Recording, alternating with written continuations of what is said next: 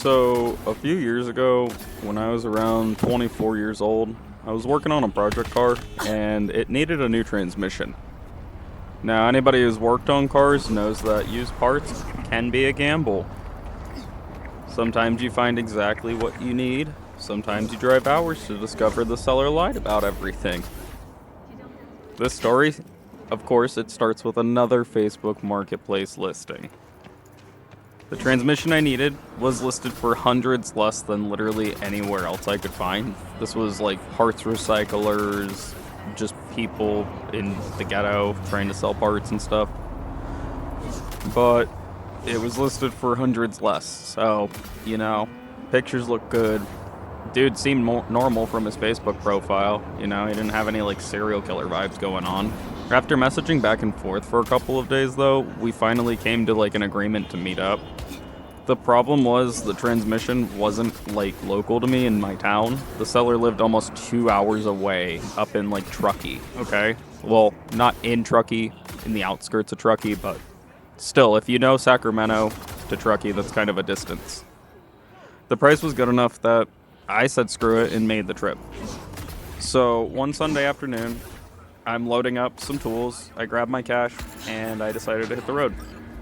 The drive itself was normal, scenic, lots of trees, lots of cars, but then the weird part started when I got close.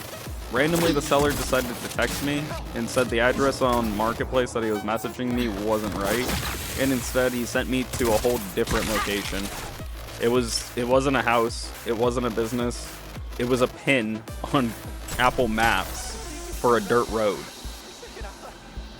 Now, normally that would have been enough for me to nope out of there, but I already had gone a solid hour and a half of driving straight by this point, so I said screw it, it's probably fine, no big deal. Besides, lots of people, myself included, store parts on rural property. I mean, I got a bumper sitting right behind our hill of dirt. At least, that's what I kept trying to justify to myself, but the farther I drove, the worse it got. The roads just kind of disappeared. Cell service just was almost non-existent. I had like one bar, but nothing was loading. Luckily, I had the maps downloaded beforehand. It was just fields, trees, and dirt roads. At this point, I was already thinking that this was a bad idea, but then I saw headlights. There was a pickup truck that was parked next to this old rackety barn. Seller stepped out and starts waving at me like a madman, trying to get me to notice him. At first, everything seemed normal besides that. He introduced himself, showed me the transmission, and started answering questions. I was asking him, how many miles does this thing got? Does it have any grinds, any weird slips, anything like that? Then things started to get strange. Every time I asked where the transmission from, I kept getting a different answer. First, he claimed it was from his wrecked car that he used to have, right? Okay, cool. But then he said it was from his brother's car and they were doing a transmission swap. Then it was apparently a project he never finished himself. Nothing really made sense at this point. The more questions I asked, the less sense the story made. Meanwhile, I'm out here, it's starting to get dark. The seller suddenly becomes interested in whether I brought cash. How was I gonna pay? Not if I liked his transmission, whether it would fit in the back of my car, just do I got cash? So then, all of a sudden, another truck pulls up. And then a third one pulled up not even a minute later. Now there's 5 dudes standing around.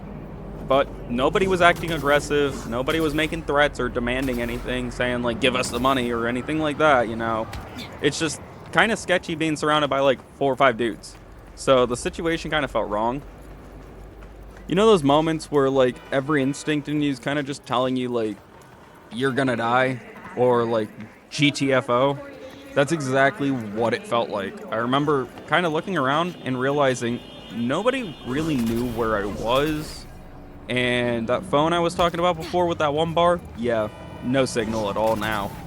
And I'm standing in the middle of nowhere with $700 in cash. At this point, I decided I don't care how good the deal is. I told the seller, I'm out of here, dog. Mood changed immediately. He wasn't angry. He was more just kind of upset or disappointed. I'd ruined his plan. Like, I don't know if they were planning to, like, hit the bar afterwards with this money and, like, drink it away, or if they were going to hit up their local dealer, but either way, it's like I ruined their plans. So I get back in my car and I start driving away.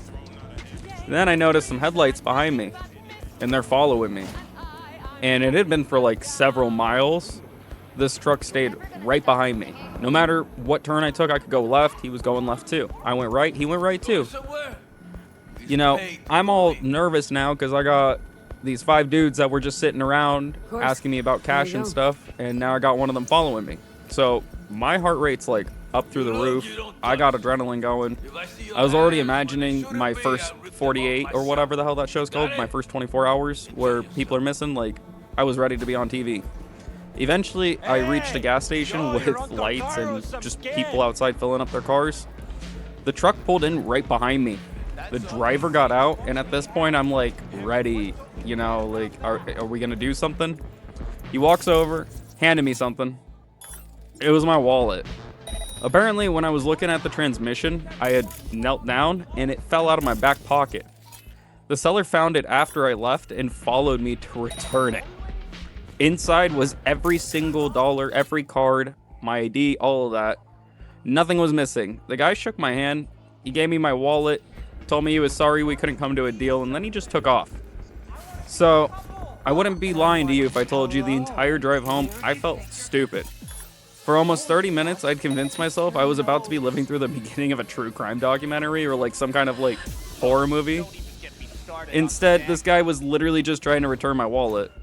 And with that, the lesson that I kind of learned is that your instincts are important. They've definitely kept me out of a lot of trouble, but sometimes your imagination can change your instincts and make you think things are going to happen that aren't even going to happen.